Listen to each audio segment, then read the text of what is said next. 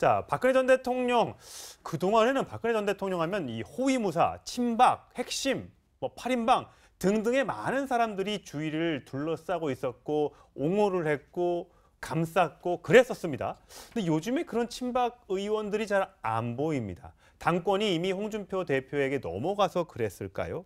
좀 희한한 모습이 연출되고 있는데 새로운 친박, 신박이라고 불리고 있는 박대출 자유한국당 의원이 본인의 SNS에 글을 올렸습니다. 잠시 소개를 해드리자면요. 억울한 옥살이라고 하고 마중도 나가고 한 전 총리 만기 출소에 저쪽 사람들은 이렇게 한다. 이런데 밑으로 가면 대신 이쪽으로, 그러니까 박근혜 전 대통령 쪽이죠. 보수 야당 쪽으로 눈이 간다. 당하고 또 당해도 조용한 쪽, 무력감이 엄습한다. 뭐 누가 뭐래도 박근혜 전 대통령과 친박을 향한 메시지인 것 같습니다. 지금 이제 어쨌든 내년 지방선거를 앞두고 이제 보수가 다시 통합해야 된다 하는데 대전제가 있죠. 홍준표 대표가 얘기하는 박근혜 대통령의 출당 문제가 있는 것이고, 그다음에 친박 핵심들의 정치적 거취 문제가 있는데 이게 박대출 의원이 무슨 얘기를 하고자 하는지는 전 이해가 됩니다. 정치인의 의리를 얘기하려고 하는 것 같은데 한명숙 전 총리가 친노 핵심이지 않습니까? 노무현 대통령의 그 검찰 수사가 있을 때 물론 비극적인 사고로 끝이 났지만 안희정 지금 충남지사가 그때 뭐라고 했죠? 우리 스스로 패족이다. 그랬었죠. 정치권에 물러나겠다. 그게 정치인이 책임지는 자세입니다. 네. 정치적 실패를 했을 때 정치인에서 물러나겠다. 그다음에 시간이 지난 뒤에 복귀를 했지 않습니까? 다시 부활을 했죠. 그러면 박근혜 대통령이 유무죄를 떠나서 정치적 측면만 놓고 보면 정권을 빼앗겼죠. 탄핵당했죠. 그다음에 국민의 마음속에 떠났기 때문에 보수가 괴멸당했죠. 그러면 과거 대통령들은 다 스스로가 탈당을 합니다. 정치적 책임은 있지 않습니까? 사법적 유무죄와 관계없는 일입니다.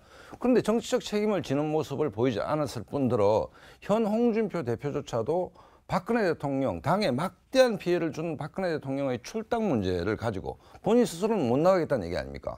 그거 가지고 정치적 부담을 주고 있는데 이 문제는 우리가 보수주의라면 노블리스 오블리주 이런 얘기를 하지 않습니까? 책임지는 모습. 그러니까 스스로 먼저 어떻게 해서 박근혜 정부의 핵심 인사들 가운데 정계 은퇴를 하겠다. 뭐 이런 사람 한 명도 없지 않습니까? 스스로 책임지는 모습을 오히려 진보 진영의 그 당시 친노 진영의 핵심 인사들은 스스로 패족이다. 당분간 정치 일선에서 완전 떠나겠다라는 모습을 보여줬는데 전 정권의 핵심 인사들은 도대체가 이 정치적 이 사안에 대해서 책임지는 모습을 전혀 보여주지도 않고 있고 더더군다나 대통령이 스스로가 탈당해 됨에도 불구하고 이 출당 문제가 정치적 부담이 되는 정말 정치적으로 좀 그로테스크한 상황인데 이 문제에 대해서 과거 친박 핵심 의원들이 좀 통렬하게 생각해 볼 필요가 있다고 생각합니다. 네, 이 과거 친박 핵심 의원들 지금 조용히 하고 있는데요. 이분들이 과거에는 박 전 대통령을 어떻게 감쌌었는지 함께 들어보시겠습니다. 이 모든 결과에 대해서는 제가 안고 가겠습니다. 시간이 걸리겠지만 진실은 반드시 밝혀진다고 믿고 있습니다. 여러분, 우리가 제대로 하지 않으면 애국가를 부를 수도 없고 태극기를 흔들 수도 없다고 생각하는데 그 목숨 살겠다고 가만히 숨어 있어서 되겠습니까, 여러분? 우리가 모시던 대통령에 대해서 야당보다 더 앞장서서 어느 날 갑자기 힘을 뱉고 나는 이런 것은 부부간에도 서로 예의가 있는 것이고 이건 아니다. 네, 뭐 지금 보시기에는 민경욱 자유한국당 의원, 김진태 의원, 서청원 의원 등의 발언을 들어봤습니다만 뭐 최경환 의원이라든지 또 친박 핵심들 윤상현 의원이라든지 이런 의원들의 지금 얘기는 들려오고 있지 않습니다. 조용하는 게 도와주는 거라고 생각할 수도 있고요. 또는 지금 처해진 상황이 녹록치 않기 때문에 오히려 역풍을 불러올까 봐 조용할 수도 있다는 생각은 좀 듭니다. 그래도 박 전 대통령 입장에서는 본인들을 향해서 막 재판정에 와서 어쨌든 소란을 부려도 아, 나를 아직까지 좋아하는 사람이 있다라고 생각할지 모르겠는데 과연 지금 재판정에 이 의원들이 왔다. 조원진 의원 말고는 들어본 적은 없는 것 같습니다. 조원진 의원만 끊임없이 이제 목소리를 높이고 계시고요. 본인은 이제 아예 탈당을 해서 다른 당을 준비하고 있는 상황 아니겠습니까? 나머지 분들은 그래요. 지금 홍준표 대표가 공식적으로 아예 출당 얘기를 꺼내기 시작을 했고 최소한 범위를 접어서라도 어느 정도까지는 책임을 묻겠다는 식으로 얘기가 나오고 있으니까 당의 안팎의 사정을 고려해 봤을 때 내가 나설 때가 아니다라는 생각은 들죠. 하지만 이런 생각도 듭니다. 한편으로는 아, 그동안에 우리가 친박이라고 불렸을 때 박 전 대통령이 정권을 잡고 있을 때 한 번 가서 여기 있습니다라고 국회까지 왔었을 때 네. 굳이 카메라 앞에서 나 가까운 사람인 것처럼 비춰지던 그런 사람들이 어디가 있었을까? 어디가 있을까? 안 보이거든요.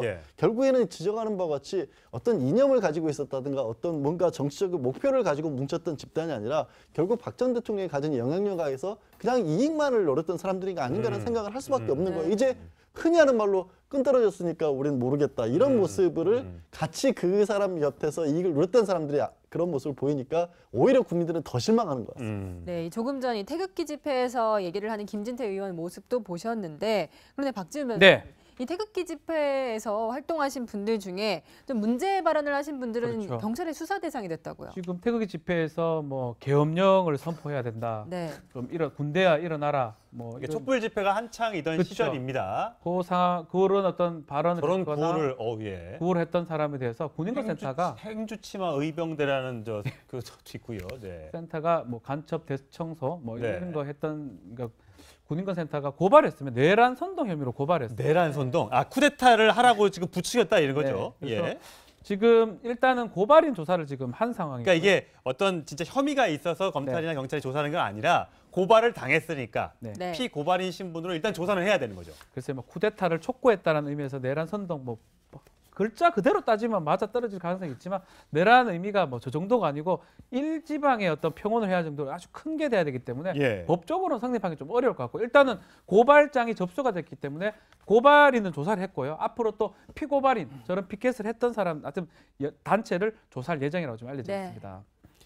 그러니까 하여튼 고발한 데가 이제 그 고발을 한 곳이 고발인 쪽이 이제 진보 성향의 단체들인 것 같아요. 뭐 군 인권 단체라든가 이제 실제로 이제 내란까지는 아니더라도 저런 말들이 계속 나옴으로써 실제 마지막에 이제 탄핵 결정 난 이유는 사람이 죽는 일까지도 벌어졌지 않습니까? 그러다 보니까 그 단체에 대해서 어떤 일이 있었는지를 한번 들여다볼 필요성은 있다고 본 거죠.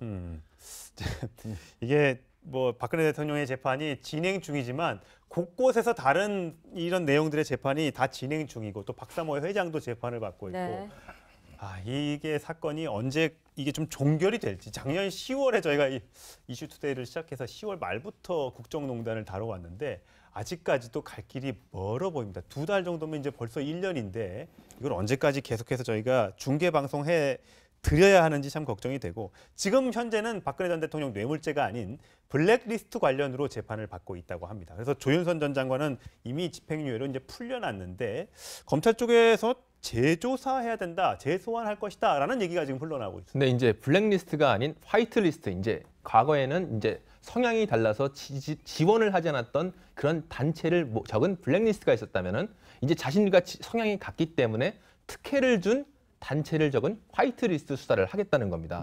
아까 말씀하신 것처럼 태극기 집회를 주도한 단체들이 주로 이제 화이트리스트에 올라간 것으로 의심이 되고 있는데 거기에 이제 김기춘 전 실장이나 조윤선 전 장관 등이 관여 혐의를 지금 현재 검찰이 수사하고 있는 것으로 알려지고 있습니다. 조윤선 전 장관 같은 경우 이 블랙리스트 부분에 대해서는 이렇게 주도적으로 하지 않았다 이런 법원의 판단을 받았는데 화이트리스트 같은 경우는 굉장히 직접적으로 관여했다는 이런 정황이 많이 나왔어요. 그러니까 이게 화이트리스트를 만든 것뿐만이 아니라 직접적으로 이른바 관제 데모라고 하죠.